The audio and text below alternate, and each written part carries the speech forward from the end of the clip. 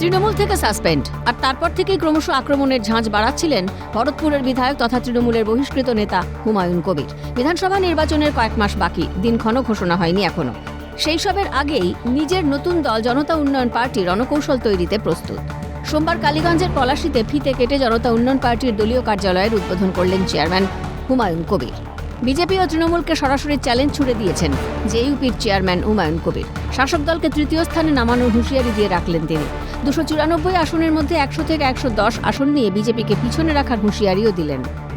2,82,00,000 মুসলমান ভোট আছে। 1 কোটি মানুষ জেইউপি জনতা পার্টিকে ভোট দেওয়ার জন্য তৈরি হচ্ছে। এই সংখ্যাটা 1.5 কোটিতে নিয়ে যাব।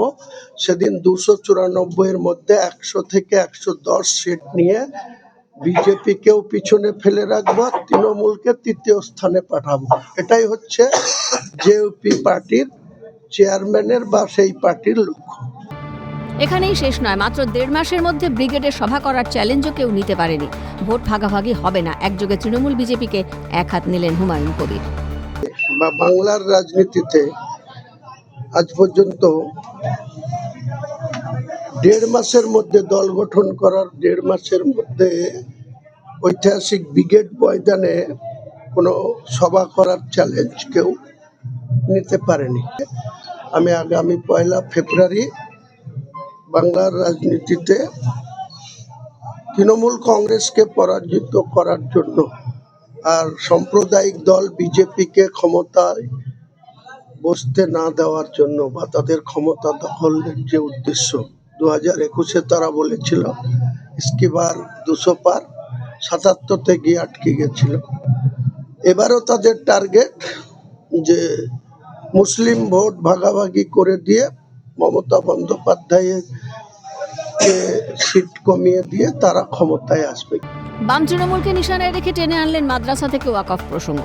প্রতিশ্রুতি না রাখায় আক্রমণ শানালেন তিনি। সুর চড়িয়ে দাবি করলেন বামেরাও সংখ্যালঘুদের ভোট ব্যাংক হিসেবে ব্যবহার করেছে, শাসক দলও তার বাইরে নয়।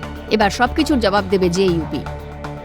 34 বছরের বাম সরকার যে মুসলিমদের ভোট ব্যাংক হিসেবে ব্যবহার করেছিল, একই কৌশল অবলম্বন করে মমতা বন্দ্যোপাধ্যায় বাংলার মুসলিমদেরকে শুধু দুধেল গায়ে আখ্যা দিয়েছে।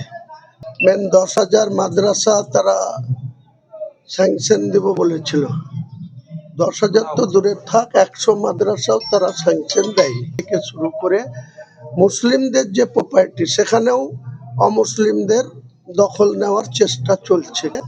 উনি একসময় বলেছিলেন, আমি যতক্ষণ মুখ্যমন্ত্রী আছি আপনাদেরকে কাউকে ওয়াকফ নিয়ে চিন্তা করতে হবে না, আন্দোলন করতে হবে না। যদি কেউ মুর্শিদাবাদের সুতিতে দাঁড়িয়ে, আমরা সেই মঞ্চে ছিলাম, উনি এত ঔদ্ধত্য দেখিয়ে বলেছিলেন যদি কেউ ওয়াকফ নিয়ে আন্দোলন করতে চান তাহলে দিল্লি চলে যান, বাংলায় নাকি আন্দোলন করা যাবে না।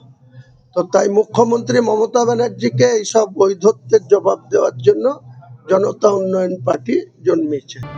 পাল্টা হুমায়ুন কবিরকে নিয়ে বলার মতো কিছু নেই। নাম না করে ঠাকুরবাড়িতে অভিষেক বন্দ্যোপাধ্যায়ের অনায়াস গমনকে অন্যতম উদাহরণ করে কটাক্ষ অর্থ প্রতিমন্ত্রী চন্দ্রিমা ভট্টাচার্য।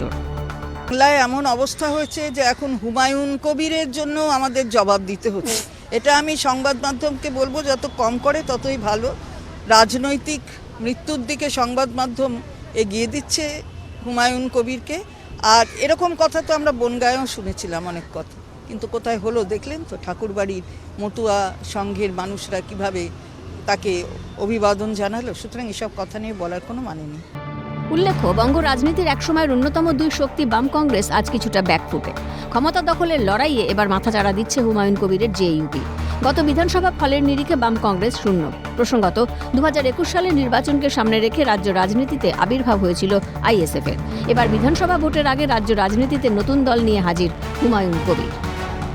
এই অবস্থায় সতর্ক মুখ্যমন্ত্রী। নাম না করে হুমায়ুন কবিরকে পোকামাকড় কটাক্ষ ছুড়ে দিয়েছেন। বলেছেন, কিছু পোকামাকড় থাকবেই, তারাও তো প্রকৃতির জীব, ওদের সরিয়ে দিয়ে নিজের কাজটা করতে হবে। এখন এই নতুন দল কতটা ভোট বাক্সে প্রভাব ফেলবে সেদিকেই নজর রাজনৈতিক মহলের। প্রসেনজিৎ বিশ্বাসের রিপোর্ট, ক্যালকাটা নিউজ।